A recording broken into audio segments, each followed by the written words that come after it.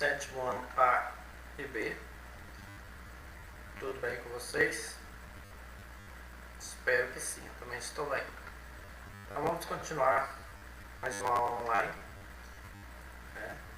O conteúdo dessa aula é continuando a questão da população brasileira. A gente vai ver alguns aspectos ligados a essa questão da população, tá?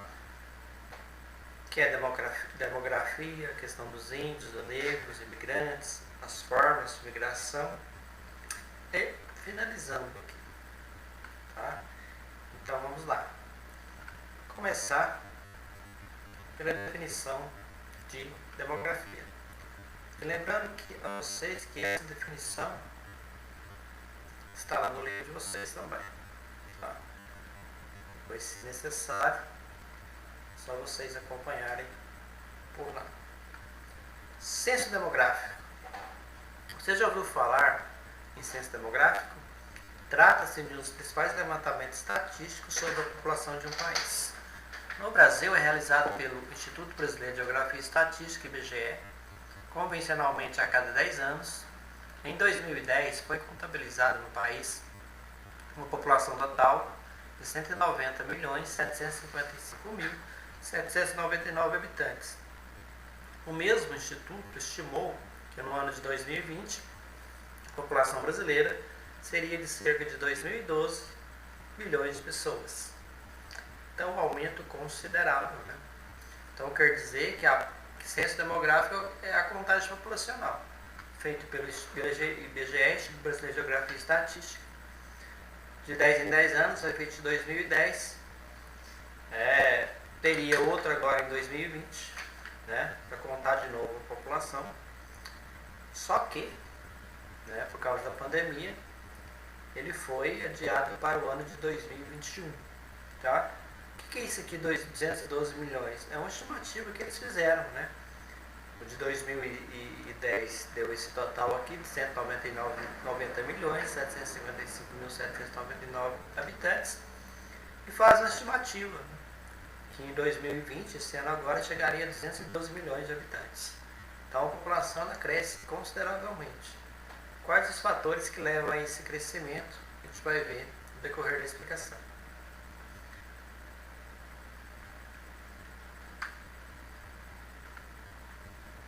Então, o que seria demografia?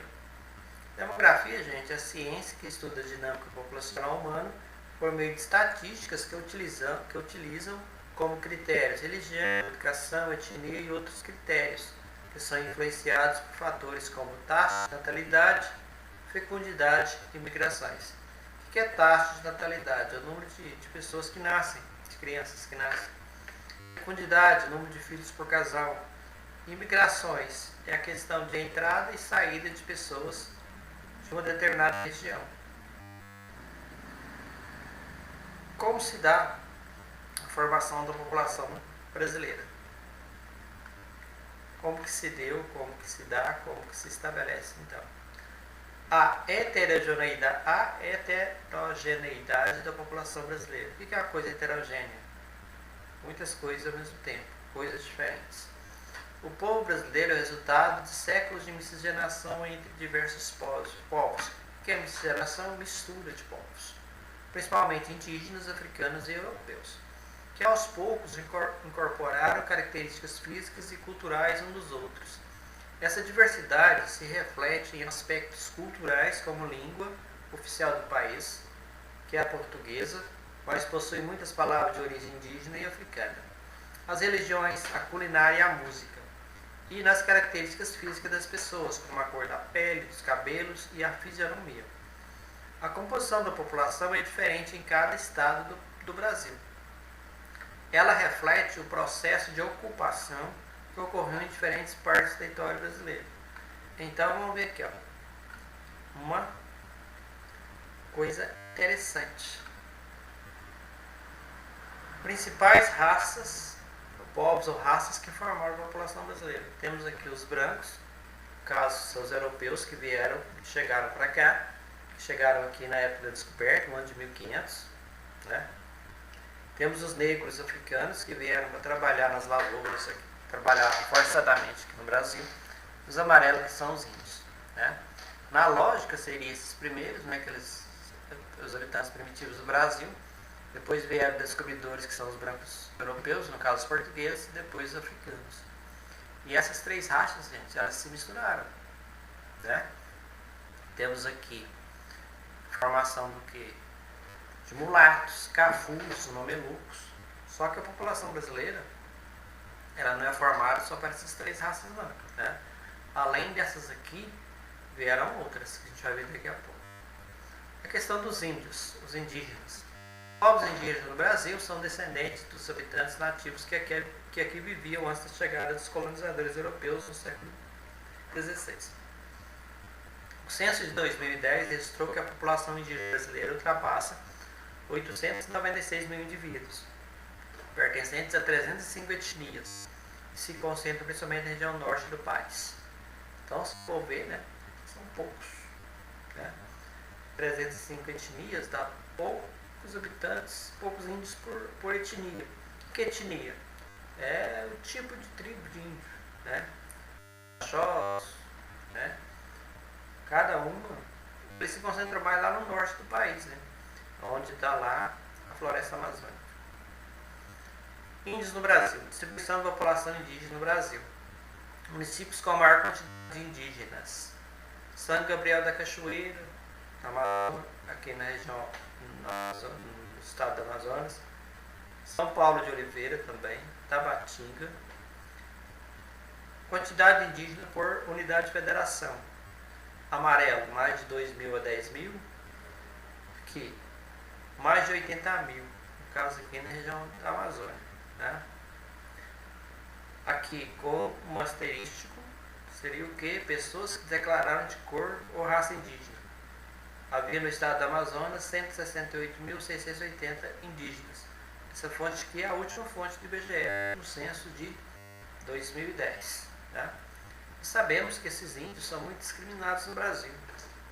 Né? São chamados de quê? De preguiçosos, né? E outras coisas mais. A outra raça no Brasil são os negros. Tá? Entre o século XVI e XIX, cerca de 4 milhões de africanos de diversos grupos étnicos foram escravizados e trazidos para o Brasil para trabalhar nas lavouras de cana-de-açúcar e tabaco, na mineração e outras atividades econômicas. Infelizmente, essa escravidão negra no Brasil, né, foi um período cruel. Né? A gente já falou com isso, sabe? Ó, vocês também já estudaram essa história, sabem muito bem como é que funciona. Tá? Porque o negro, ele tinha obrigado a trabalhar, tá, de graça, em troca de comida e de moradia, que não eram essas coisas, né? E apanhavam se não cumprisse as ordens dos seus donos, no caso. Né? Outra questão, a questão dos imigrantes. A questão dos imigrantes no Brasil. Como é que acontece? Grande parte da população brasileira é formada por descendentes de pessoas vindas de diferentes partes do mundo. A chegada de imigrantes ao Brasil, principalmente em busca de trabalho e melhores condições de vida, ocorreu de maneira particularmente intensa entre meados do século XIX e meados do século XX, quando muitos europeus, principalmente portugueses, italianos, espanhóis, alemães e asiáticos, que são sírios, libaneses, japoneses, entre outros, chegaram ao país. Nos últimos anos, muitos imigrantes provenientes dos países vizinhos, principalmente do Bolívia, Argentina e Uruguai, vêm se fixando no Brasil. Em contrapartida, muitos brasileiros são emigrantes, pois se mudaram para outros países. Então, essa vinda e ida de pessoas ela é intensa. Né? Aquelas três raças que falamos no início, o branco, o negro e o índio, tá? Foram as primeiras raças. Além dessas, vieram esses outros povos de outros países, né? Chamados de imigrantes. Tem dois tipos: o imigrante, pessoa que chega a um local para se estabelecer, é aquele que vem de fora para dentro de outro país. E eu tenho também o emigrante, pessoa que sai de um local para estabelecer em outro, né? Pessoa que sai do país, de dentro para fora do país. Outra questão, que são as formas de imigração. tá? São elas as externas e internas. As migrações externas, como é que elas acontecem? Como mencionado anteriormente, um dos períodos de maior imigração externa, entrada de estrangeiros no Brasil, se deu no século XIX e XX, quando o país recebeu um grande número de europeus asiáticos. Dos estrangeiros que viviam no Brasil, também há os que fugiram de conflitos em seu país, como os angolanos, que se concentram no estado do Rio de Janeiro. Na última década, o número de imigrantes que tiveram o Brasil como destino aumentou cerca de 160%. Entre os principais grupos estão os haitianos, venezuelanos e bolivianos, colombianos, argentinos e chineses, muito buscando novas oportunidades de trabalho e melhores condições de vida.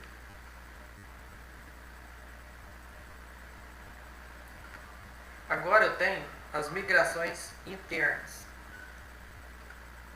A migração interna ocorre quando a população se desloca dentro de um mesmo país. Assim, as migrações internas podem ocorrer, por exemplo, de um estado para outro ou de um município para outro, dentro de um mesmo estado. Na sua família já aconteceram migrações? Você ou seus pais nasceram na mesma localidade, município, estado ou país onde vive atualmente? Seus avós, bisavós e tataravós. Atualmente, milhões de brasileiros vivem fora de seu estado ou município de nascimento, pois muitas migrações internas ocorrem no Brasil ao longo do século XX. Diversos motivos levam pessoas a migrar: dificuldades econômicas, guerras, perseguição política ou religiosa, diversidades naturais, como clima extremamente frio ou quente, secas frequentes e prolongadas, entre outras. O principal objetivo das migrações, independentemente da causa, é a busca por melhores condições de vida. Então, vimos aqui os dois tipos de migração, tá? Que é interno e externo. Aqui eu coloquei aqui para vocês, ó, um link lá do IBGE. Então, vou clicar aqui, vai abrir lá o site do IBGE. Antigamente se chamava IBGE Team, hoje se chama IBGE Educa. O portal do IBGE é voltado para a educação, conteúdos atualizados e lúdicos sobre o país, que tem a parte de criança, de jovens e professores. Para vocês interessar mais isso aqui, para você conhecer melhor o Brasil, tá? E o de jovens aqui. Então vocês, a partir de então, vai começar a ter acesso a ele, tá? Depois a gente vai voltar nesse site para fazer alguns trabalhos, só para você ter um conhecimento sobre ele. Ok? Vamos lá. Voltando aqui. Finalizando, tá? Obrigado pela atenção e até a próxima.